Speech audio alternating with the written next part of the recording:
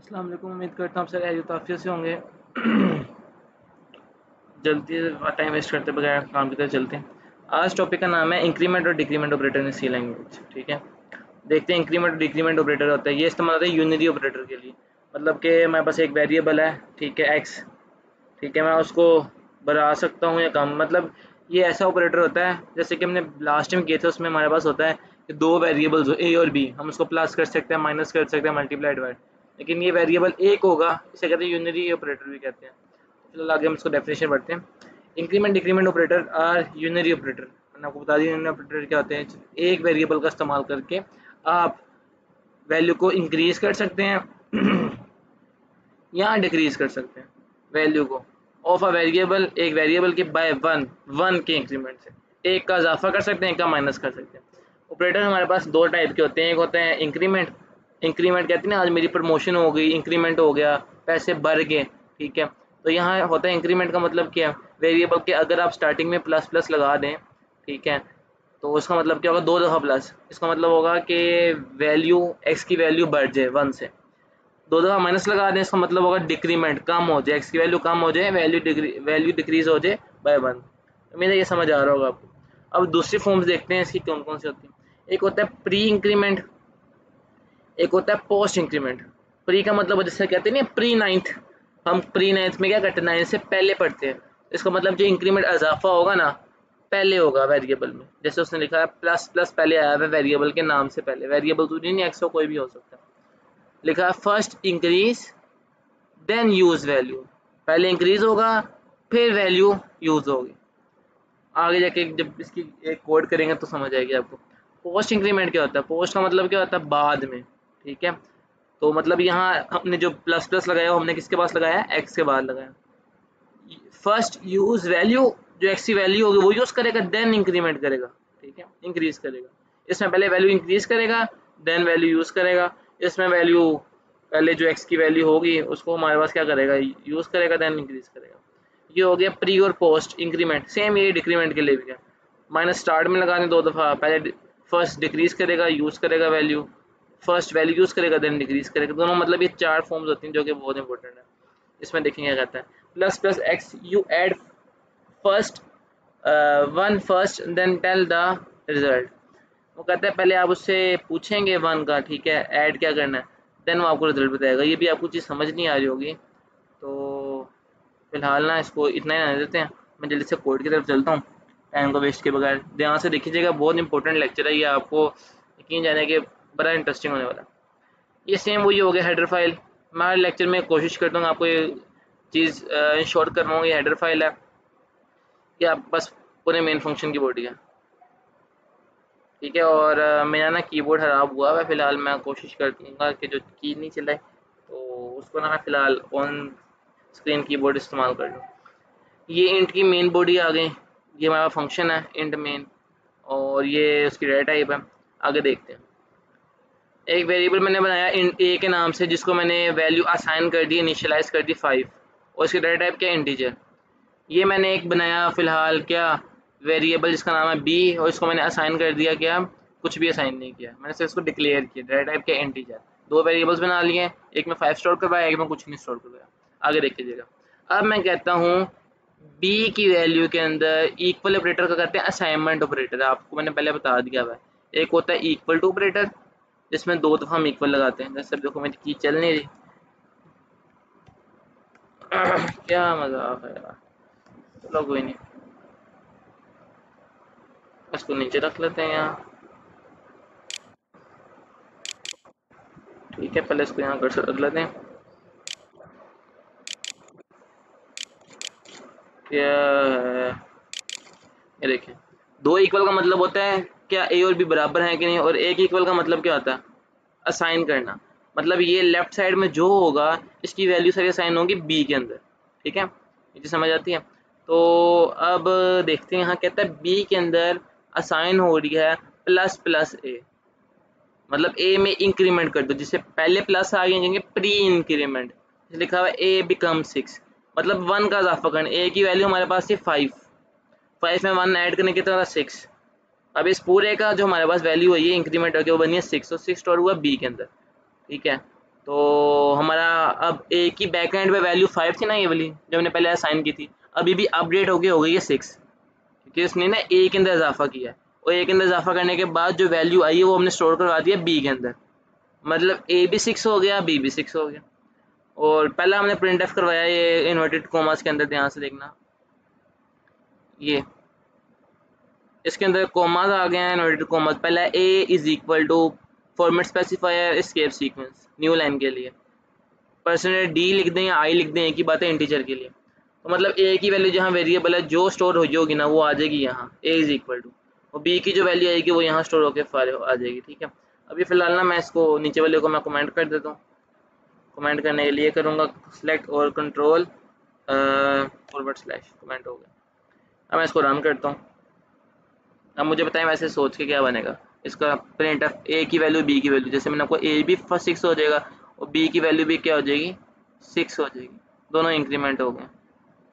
अब देखिए रिजल्ट आता है, रनिंग हो रहा है, क्या कहती है ये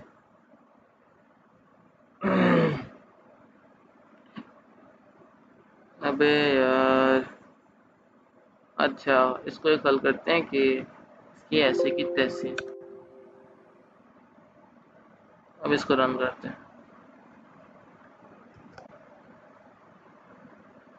चलो जी, अब रन हो गया, ए भी 6 हो गया, बी भी 6 हो गया। देखें ए में इंक्रीमेंट तो हुआ, प्लस प्लस ए लिखने से क्या हुआ, ए की असल वैल्यू थी पहले 5 इनिशियलाइज की थी, अब वो अपडेट होगी 6, लेकिन जो 6 वैल्यू अपडेट हुई ना वो इसमें बी के अंदर भी साइन हो रही है। ये प्लस प्लस का मतलब है पहले वैल्यू को इंक्रीज करो, जो वैल्यू आएगी वो बी में इस्तेमाल यूज कर दो। ठीक है, ये था प्री इंक्रीमेंट। अगले हम करने जा रहे हैं पोस्ट इंक्रीमेंट। अब मैं इसको वापस जो मैंने इसको कमेंट किया था अनकमेंट करता हूँ, और इस ऊपर वाले को मैं कमेंट कर देता हूँ ताकि हम इजीली चीज़ों को समझ पाएँ।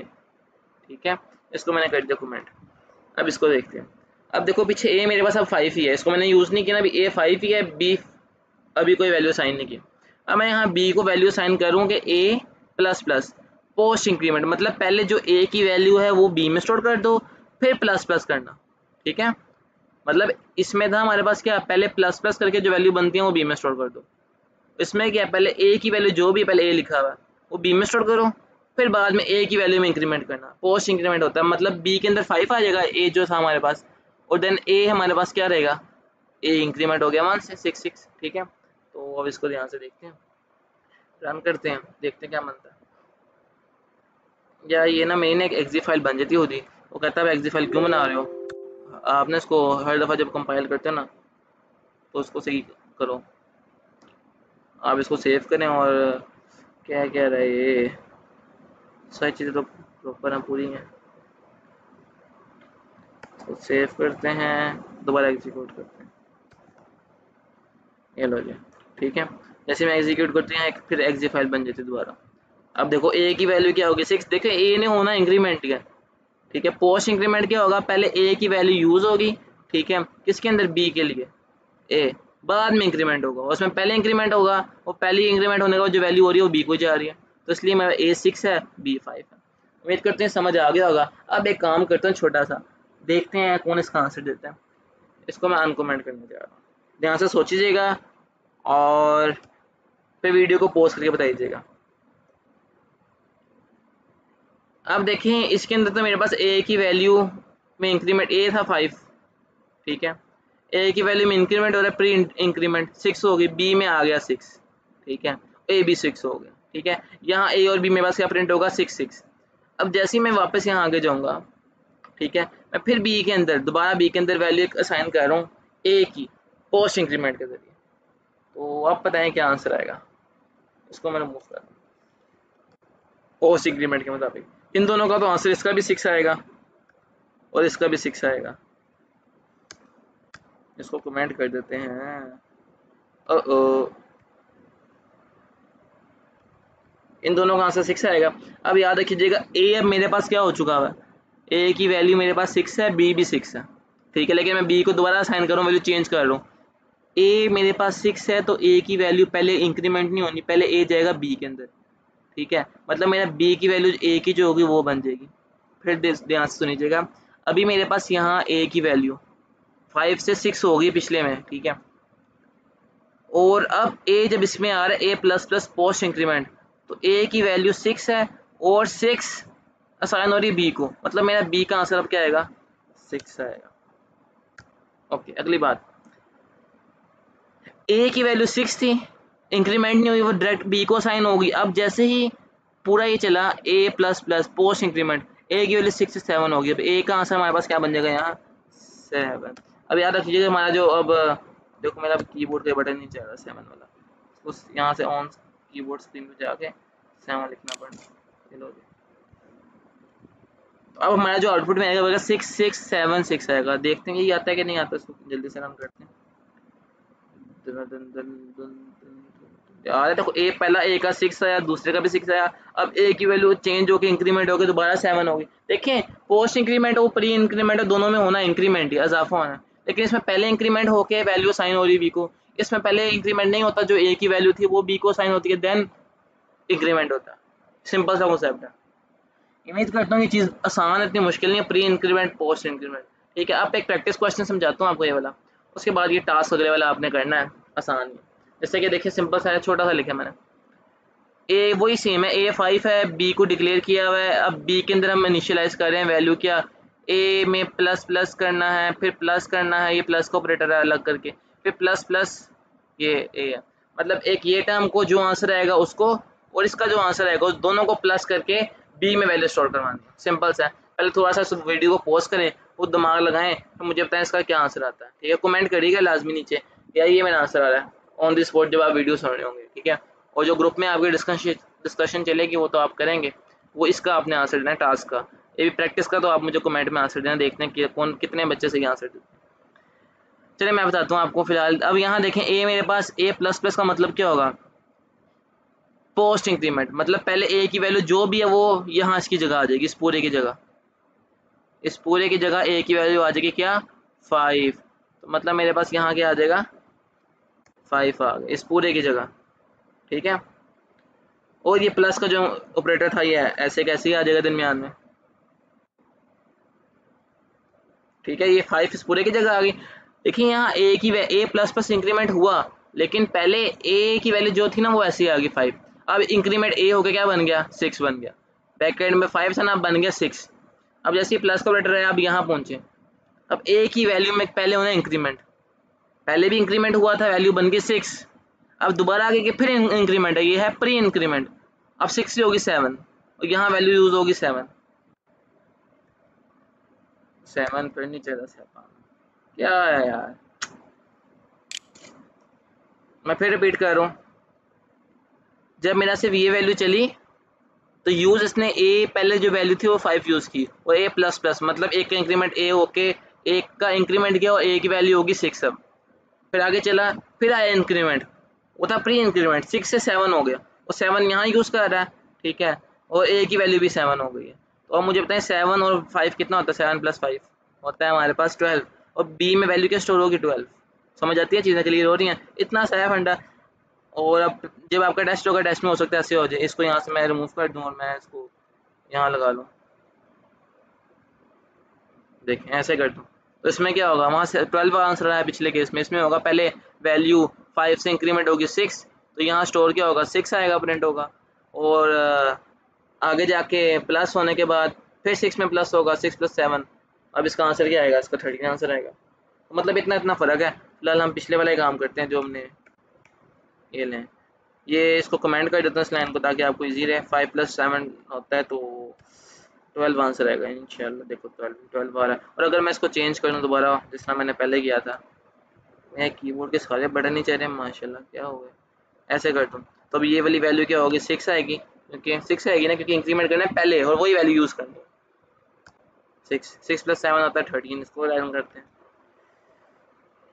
ये देखिए 14 आ रहा है, 14 क्यों आ रहा है, इसका आंसर कौन देगा। हम माय लॉजिक के मुताबिक 13 आना चाहिए, लेकिन इसका आंसर 14 आ रहा है। वो कैसे आ रहा है, वो ऐसे आ रहा है कि देखें पहले हमारे पास हो रही है इसकी वैल्यू इंक्रीमेंट, कैसे, 5 से हो गया 6 के अंदर, और ए की वैल्यू होगी हमारे पास पीछे भी बैकएंड पे अपडेट हो गई, क्या, 6 हो गई, ए अब 6 हो गया। ठीक है, और ए जब 6 हो गया, फिर आगे गए हम, प्लस करना है, 6 में क्या करना है, पहले इंक्रीमेंट हो रहा है। अब देखें यहाँ एक मसला होगा, बिल्कुल बेहतरीन मसला होगा, ये बहुत इंपॉर्टेंट पॉइंट है। वो ये है कि पहले तो हमारे पास यहाँ इंक्रीमेंट वैल्यू होके यहाँ लिख दी उसने 6, और बाद में बैक एंड में वैल्यूज की वैल्यू चेंज होगी 7। वो 7 से जब यहाँ यूज़ किए तो उसने 7 को कर दिया 8, इसलिए 8 प्लस अगर हम करें 6 तो हमारे पास क्या बन रहा है, 14 बन रहा है। अब ये चीज़ आपको समझ जाएंगे सर ये कैसे हुआ, ये तो समझ नहीं आया, वो ये तो ऊपर से वो गुजर गया चीज़। देखिए पहले हमारे पास ये वाली वैल्यू होती है इंक्रीमेंट, ठीक है, वो वैल्यू यहाँ यूज़ हो गया। कौन सी वैल्यू यूज़ हो रही है, 5 से 6 बन गया, और ये पूरा मेरे पास इंक्रीमेंट वैल्यू हो गई है, ठीक है। फिर आगे बाद में जब एक ही वैल्यू पे तो इंक्रीमेंट दोबारा होनी है, फिर बैक एंड पे 7 बन गई, यहाँ 6 यूज़ हो रही है। अब आपको ये समझ नहीं आएगा सर ये कैसे, मैं इसको वापस एक बैक लेके चलता हूँ। अब आपको समझ नहीं, इस केस में पहले ए की वैल्यू यूज़ होती है यहाँ 5, फिर इंक्रीमेंट होता है, ठीक है। फिर इसकी वैल्यू यूज़ होती है प्लस प्लस की यहाँ, फिर इंक्रीमेंट यूज़ होता है, मतलब 2-3 दफ़ा यहाँ इंक्रीमेंट हो रहा होता है। इतना उस चीज़ को कम्प्लेक्स नहीं करता, सिंपल रखता हूँ। फिलहाल आप अभी इसकी प्रैक्टिस करो कि वो फिर आपको समझेगा 14 आंसर बना तो बना वैसे, ठीक है। तो अब ये अगला जो टास्क है ये आपने घर से करके दिखाना मुझे। डिक्रीमेंट में सेम यही है, आसान सा, मतलब इतना मुश्किल नहीं है। इसकी डिफरेंट वेरिएशन कर सकते हैं आप, स्टार्ट में लगा दें 2 माइनस, यहाँ लास्ट में 2 माइनस लगा दें, इसको कटिंग कर दें यहाँ से, ठीक है। तो यहाँ देखिएगा अगर आप स्टार में माइनस लगा रहे हैं तो आप बैक एंड पे दोनों एक साथ नहीं लगा सकते, ये ऐसे नहीं कर सकते मैं यहाँ भी लगा लूँ यहाँ भी कर दूँ, ऐसा क्या होगा, तो आप ये चीज़ नहीं कर सकते। तो ये चीज़ था आपके लिए, देखते हैं ये एक छोटा सा मतलब था कैसे आप इसको लेके चलते हैं। थोड़ी सी नई चीज़ होगी आपके लिए, प्री और पोस्ट इंक्रीमेंट। अब इसके अंदर और डिटेल काफ़ी है, लेकिन हम इसको आज आगे जैसे जाएंगे एडवांस में करते जाएंगे। अभी के लिए सिर्फ इतना करें। जैसे भी मैंने आपको एक चीज़ बताई कि अभी आपके लॉजिक के मुताबिक चलेगा यार सर, अगर प्लस स्टार्ट में लगा दूँ तो ये सर ये वैल्यू कैसे 14 बन गई, ठीक है। अब ये कोई चीज़ बड़ी मज़े की करते हैं कि इसको यहाँ लिख देते हैं, ये देखिए आप बताएं क्या बनेगा। ए की वैल्यू हमारे पास, अभी सिंपल लॉजिक के साथ चलते हैं जो समझ, ए की वैल्यू हमारे पास सिर्फ 5, तो 5 पहले यहाँ यूज़ होगी, फिर उसमें इंक्रीमेंट होगा। टोटल अब ए हो गया पीछे 6, प्लस ए की वैल्यू यहाँ 6 यूज़ होगी, फिर इंक्रीमेंट होगा, ठीक है। तो यहाँ 6 यूज़ होगी। अभी हमारा दिमाग कहते हैं ये चलेगा, ठीक है। अब एक देखना क्या होता है, 5 + 6 का आंसर क्या आएगा, 11। समझ आ रही है। और अगर मैं कहूँ यार मुझे इसी लाइन को कॉपी करें पेस्ट करें और मैं कह दूँ मुझे यहाँ सिर्फ ए की जगह ए प्रिंट करवा दो, ओह ये भी नहीं चलता, अरे बाप रे बाप, ये कैसे आती है, ये तो गलत बात है। ए प्रिंट करवा दो। अब मुझे बताएं का आंसर क्या आएगा, बी तो आ गया ना, उसमें वैल्यू साइन होगी 5 + 6 11। ए क्या चलेगा, ए हमारे पास क्या चलेगा, ये कौन बताएगा, पोज करें फिर मुझे बताइएगा, फिर देखते हैं आंसर क्या आता है। अब देखें A5 था, A5 यूज़ हुआ यहाँ, फिर वैल्यूज में इंक्रीमेंट होगी 6 हो गया, 6 के बाद ए की वैल्यू यहाँ यूज़ हुई 6, फिर इंक्रीमेंट हो गया 7 बनता है। देखते हैं 7 बनता है कि नहीं बनता, फिर इसको रन करते हैं। 11 और 7 आना चाहिए, ये तो 1 1 7 आ रहा है। इसमें क्या गलती की है, इसमें बहुत मेजर गलती की है कि इसने इन दोनों को ना एक साथ लिख दिया। मुझे यहाँ यूज़ करना चाहिए था क्या, एस्केप सीक्वेंस। हाय अल्लाह, इससे फ़ायदा होगा कि मुझे 11 अलग लाइन में शो करवाएगा, ये अलग लाइन में शो करवाएगा। उसको थोड़ा सा और अच्छा करने के लिए मैं ये लिख सकता हूँ यहाँ ए एल हो जी, चलिए दोबारा ए इक्वल टू, और यहाँ मैं लिख सकता हूँ क्या, बी इक्वल टू। तो अब मैं इसको प्रिंट करवाता हूँ, रन करवाता हूँ, A11 B7। चीज़ें समझ आ रही हैं, अभी सिर्फ इतना बेसिक समझो, वो थोड़ी टुकड़ियाँ दो फिर समझ आएगा। वो थोड़ा टेक्निकल था, अगर मैं स्टार्ट में लगा दूँ फिर क्या होगा, ठीक है। और उसके बाद अगले अगले स्टेप में क्या होगा। अभी फ़िलहाल ये आपका टास्क है, तो कोशिश करना है कि आप इसको आंसर जो बनता है वो आपने मुझे ग्रुप में, वाला ग्रुप में करना है, पीछे वाला आपने क्या करना है। इंशाल्लाह हम उम्मीद करते हैं कि जो चीज़ें मसला करें तो पूछ लीजिएगा। इंशाल्लाह मुलाकात करते हैं आपसे जल्द अज़ जल्द।